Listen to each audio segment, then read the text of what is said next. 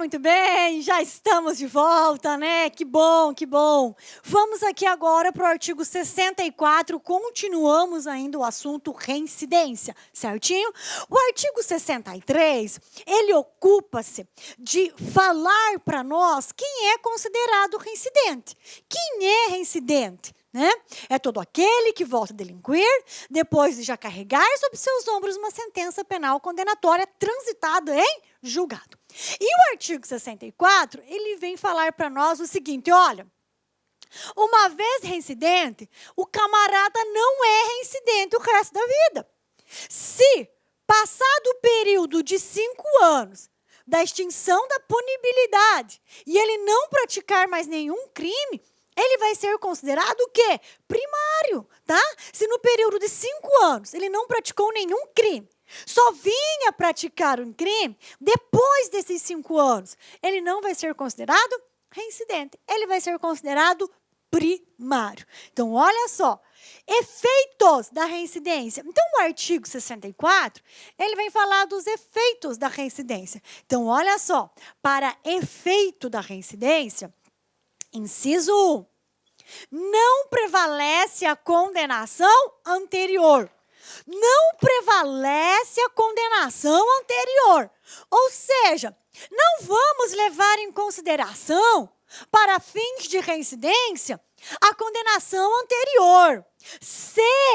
Se, olha aqui, a condicionante, se entre a data do cumprimento ou da extinção da pena e a nova infração, né, tiver decorrido período de tempo superior a 5 anos.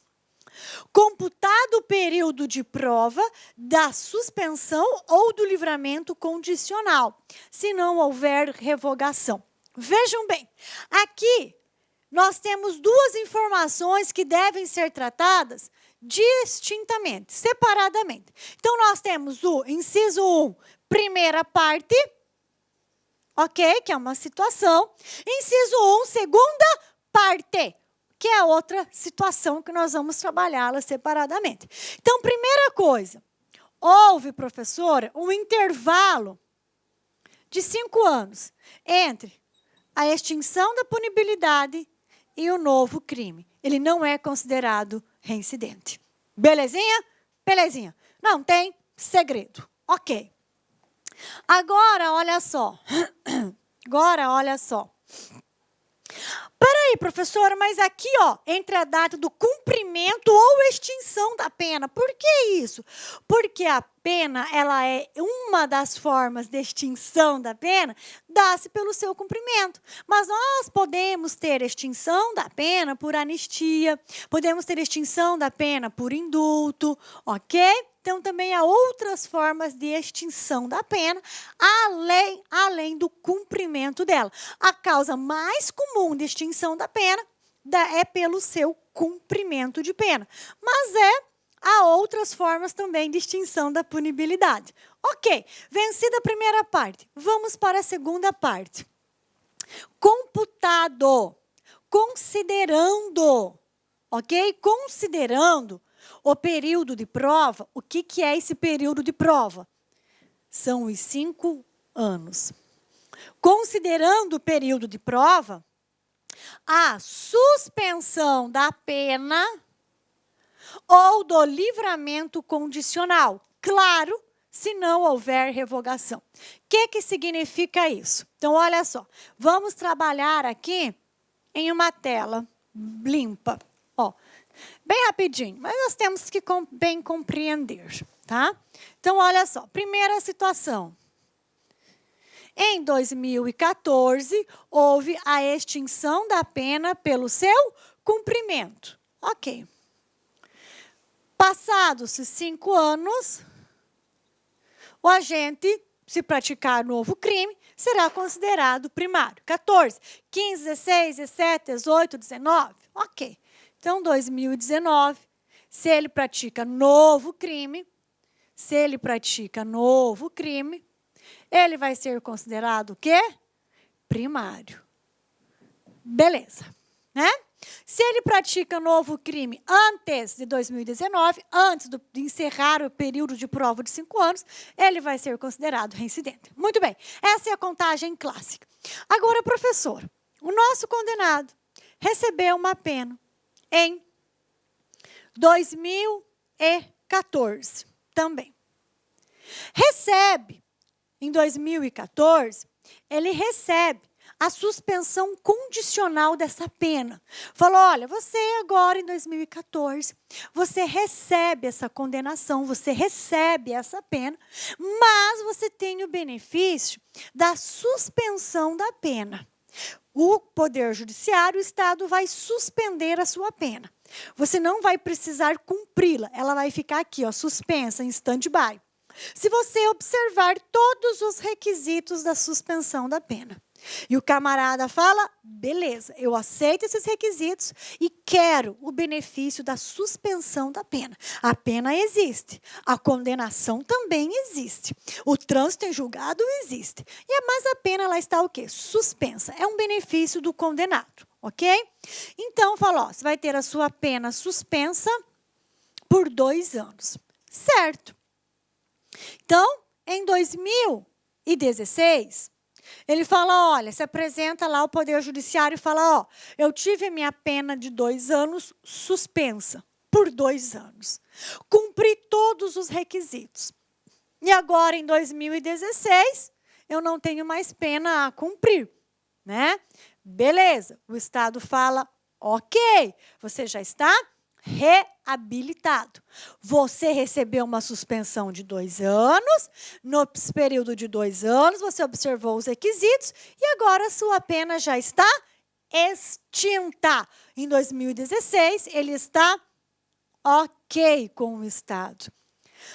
A pergunta é, o período de prova de 5 anos começa a contar a partir de 2016 ou começa a contar a partir de 2014, quando deu-se a suspensão condicional da pena?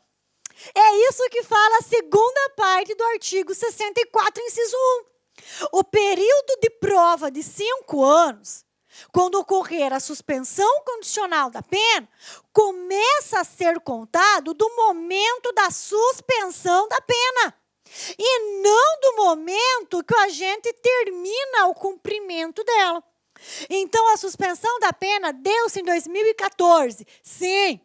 Então, nós vamos contar 5 anos a partir de 2014. E não a partir de 2016, que é quando finalmente extinguiu-se a punibilidade dele.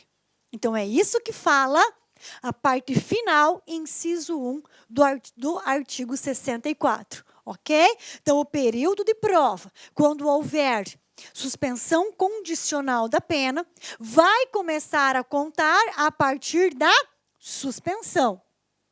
Certo? Certo. Ok. E não a partir da extinção da punibilidade. Ok, só que, professor, agora vamos um pouquinho mais avante.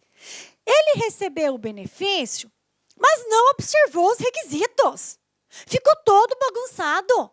E o juiz revogou essa suspensão condicional da pena. Falou, ó, o Estado lhe deu um benefício. Você não observou, não aproveitou, revoga essa suspensão condicional da pena e vai cumprir pena no estabelecimento adequado. Beleza? Se houve revogação do benefício de suspensão condicional da pena, aí eu não vou contar o período de prova a partir da suspensão. Não. Aí eu vou contar o período de prova de 5 anos a partir da extinção da pena. Ok? Então, eu só vou contar o período de prova a partir da suspensão condicional da pena quando não houver revogação deste benefício.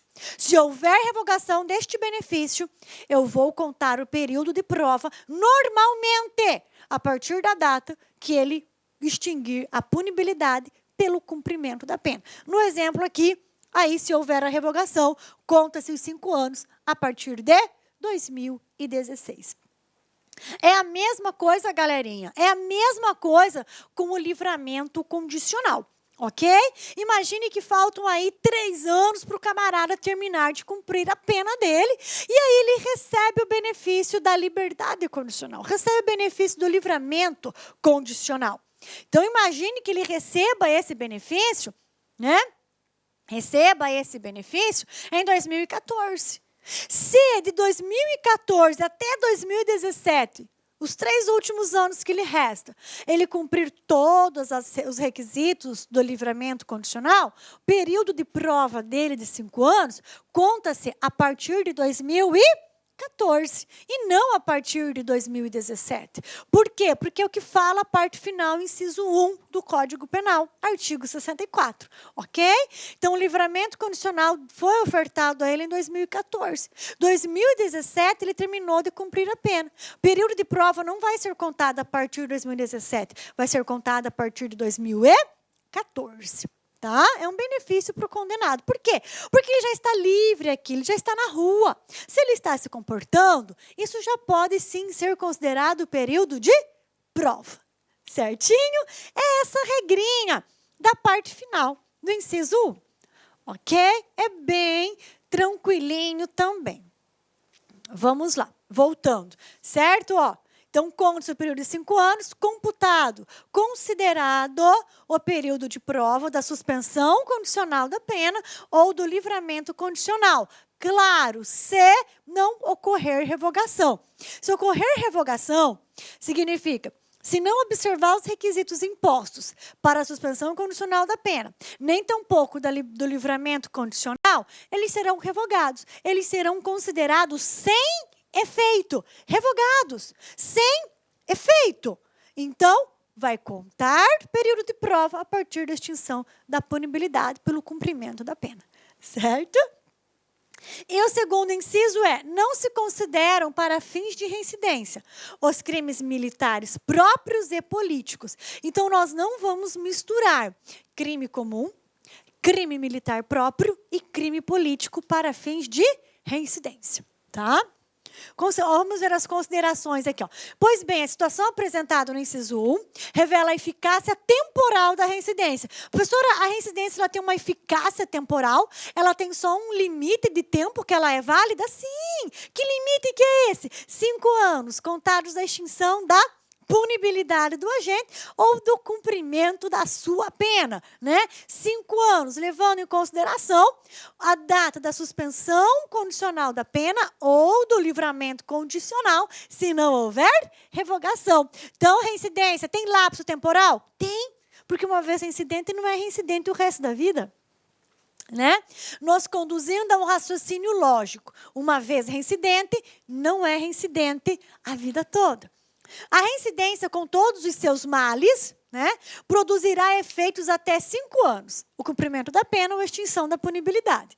Incluindo na contagem deste prazo, olha que legal, olha que lindo. Gente, eu amo direito penal, olha que lindo. Incluindo na contagem deste prazo, o período de prova da suspensão condicional da pena ou do livramento condicional, se não houver revogação da suspensão ou do livramento. E se houver revogação, nós já sabemos, a contagem será iniciada e considerada a partir do término do cumprimento dessa pena, ok? Aí aqui eu fiz um gráficozinho, olha que legal, que legal. Olha só, o agente pratica novo crime depois de extinta a sua pena.